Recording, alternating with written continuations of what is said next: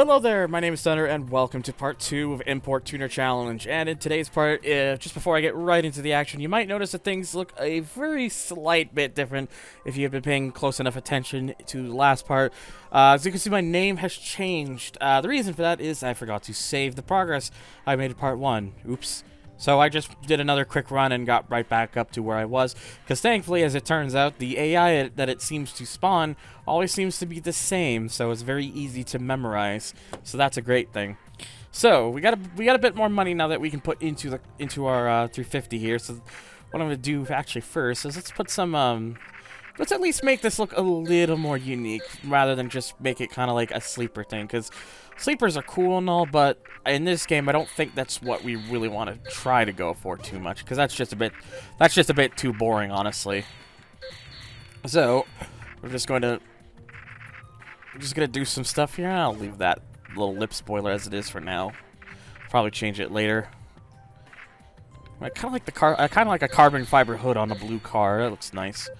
The mirrors, not.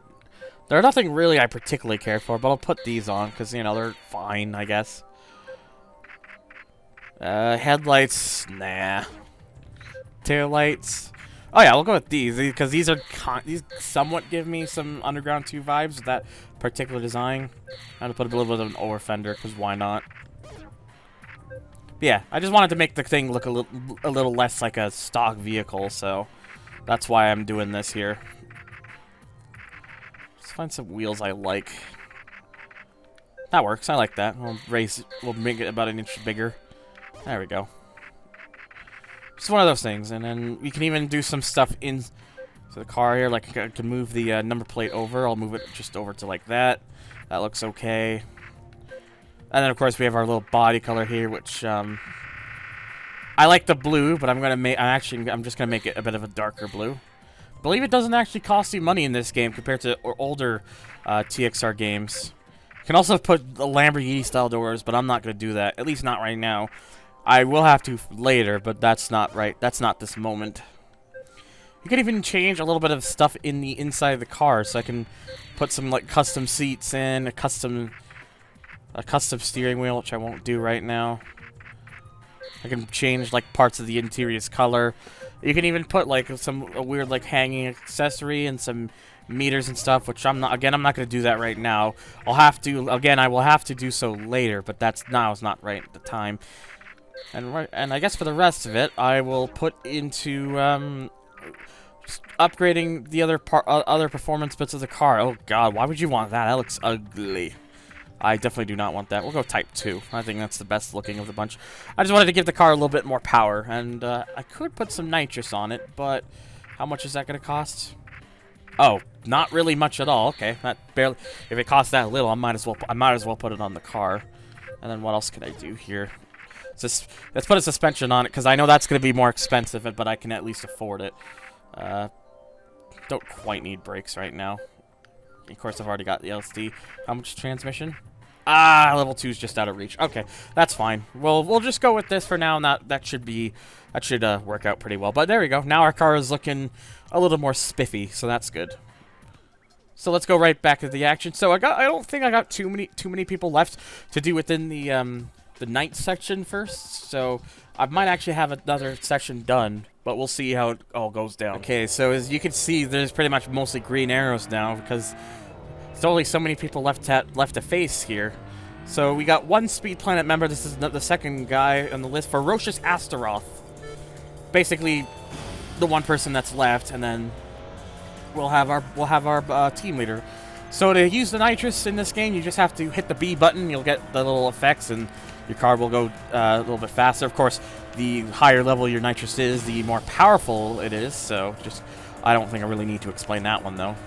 But having the nitrous is good because it can help give your car a nice little head start when needed. But of course, you only have so much of it, and then once it's gone, it's gone. So you also have to manage it carefully, and you know, make sure you don't use too much of it too soon.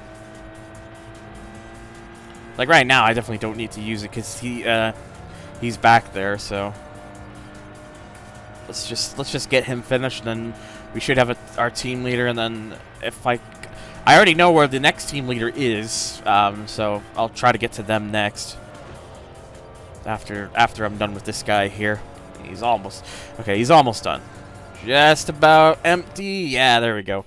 185,000 CP for him. That's not bad at all for a team, just being a team member. So let's get to the team leader here. And yeah, it probably shouldn't be surprising. It's a 180. It's another 180 SX. It's number 1 in a gray 180 SX with gold wheels. What's the guy's name? Jet Shaver. Don't exactly know what that's supposed to mean. Yeah, I'll just use a bit of this hit of nitrous to just edge ahead. Well, it's not quite working. There we go. Just one more hit of it. Yeah, my nitrous is. I don't have too much nitrous now, but that's okay. Yeah, this is the first game in the. Oh, hey, rolling guy number 1's right there. This is the first game properly to have buy purchasable nitrous. It's not the first game to have like some sort of boosting method. There's of course there was a thing in THR3 where you could give your car a bit of turbo boost. If your car had a turbo in it, you press select and it would kind of give it some more power, but it would also make the car heat up faster. So that was another thing you kind of had to be careful with. And then there was also like the very hidden one, which was insanely quick, but brought up your temperatures insanely quick. So 206,000 for that. Very nice. And oh. Well, I guess I'll have to put that other team leader just on the sideline for a brief period, because now it's time for the first of the bosses in this game, which you can already tell what it is. It is, of course, Bloodhound in a very, very purple Toyota Aristo. I think that it's I believe that's an Aristo. Yes, that's definitely an Aristo looking at the back of it. So yeah, might as well just use the rest of it, because you can see I don't think it was really gonna matter too much, but he's definitely a bit of a quicker guy. He's got some power. He's got some power under the hood, and I'm actually just trying to find a way to get past him, but I was mostly blocked, so there wasn't much that was going to be happening there. Anyways, let's just there we go. Now we're in front of him, and you can see his car's got purple headlights. It's kind of neat. I also found it really weird that the Bloodhound in this game has like the purple theme, because in THR3 he was like it was a yellow Aristo with like red blood spots on it, and if you faced him during the rain, the rain would actually turn into blood. I wish they kind of had done something like that, where it was like the red, even if there wasn't to be rain in this game, they had it where it was like it was like red and it had like the red headlights. I think there was a slightly missed opportunity, but no, it's no huge issue. But he's back there already, so I think we've got this one in the bag. Okay, the back of the car is just stepping out a bit. Oh, hey, look, the pit stops, the parking area is right there, too. That would be convenient, but how much are we going to get? Whew! 1.1 million CP. That's a lot. And we get another bonus million because he was a team, or not a team, a boss. And, yeah, the game forces you out once you beat a boss, which is slightly annoying. He's basically saying, I showed him what I can do, didn't recognize, hardly believe you're that same loser. And he mentions about the racing you put me in the mind of King Speed, the legendary street racer used to be the fastest driver of the Metro. Yeah, it's basically the more little teases. And also just before he leaves, he also mentions if I've been over to Shibuya Route 3 yet, which means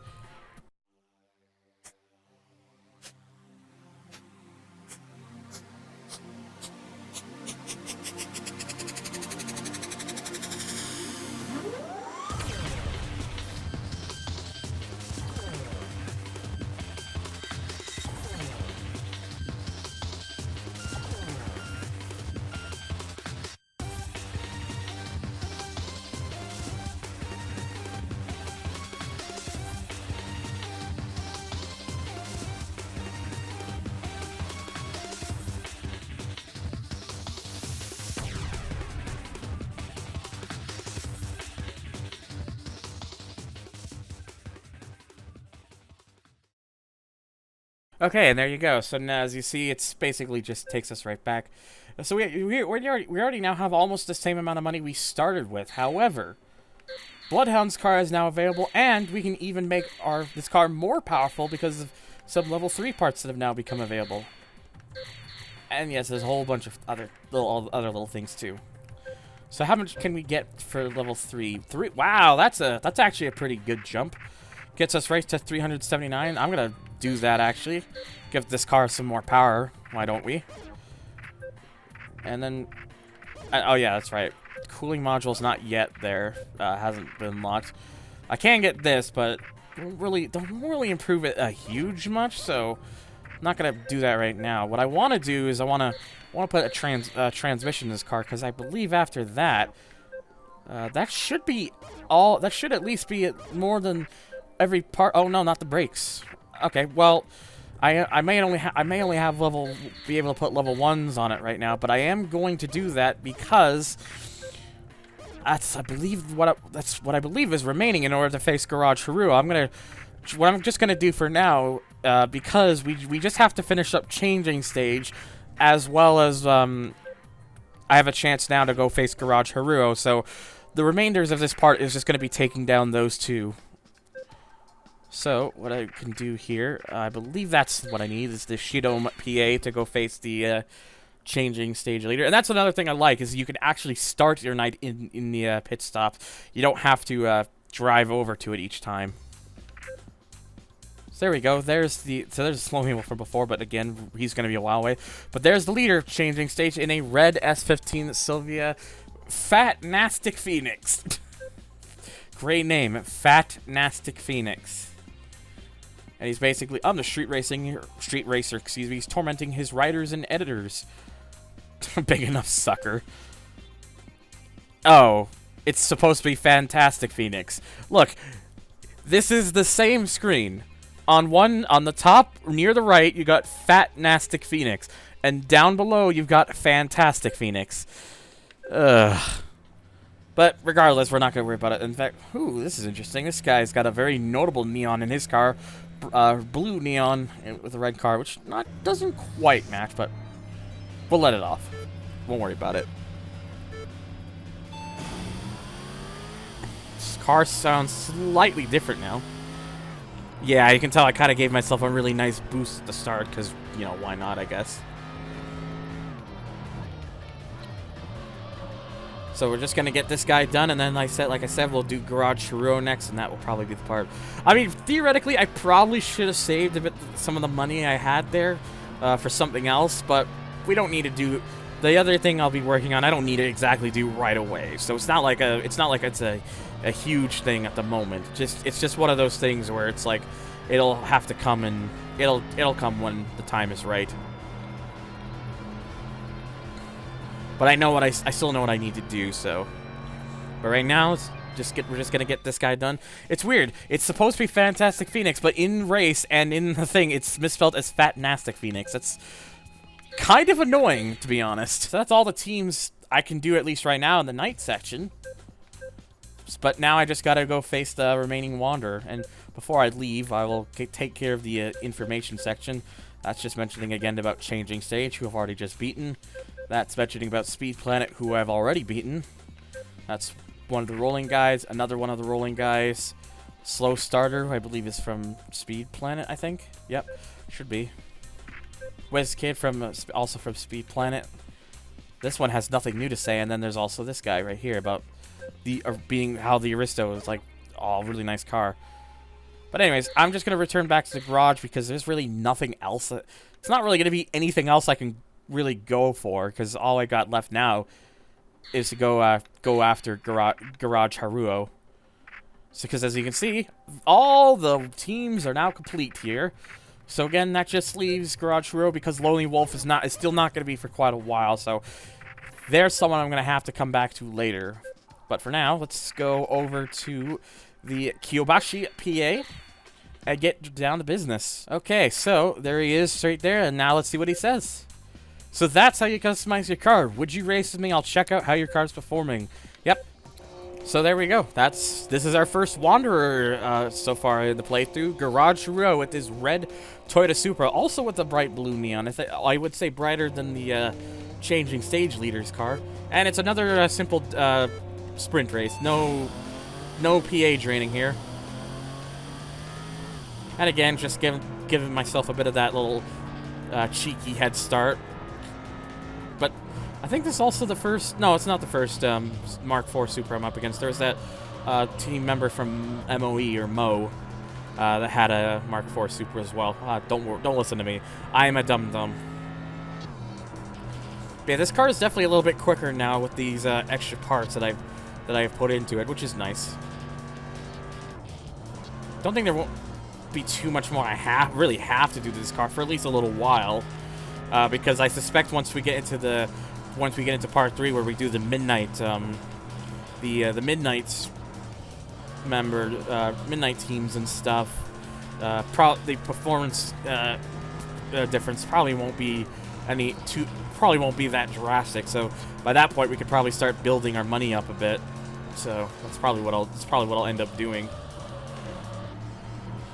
Alright, just wait till I'm just by this little turn here and hit it again.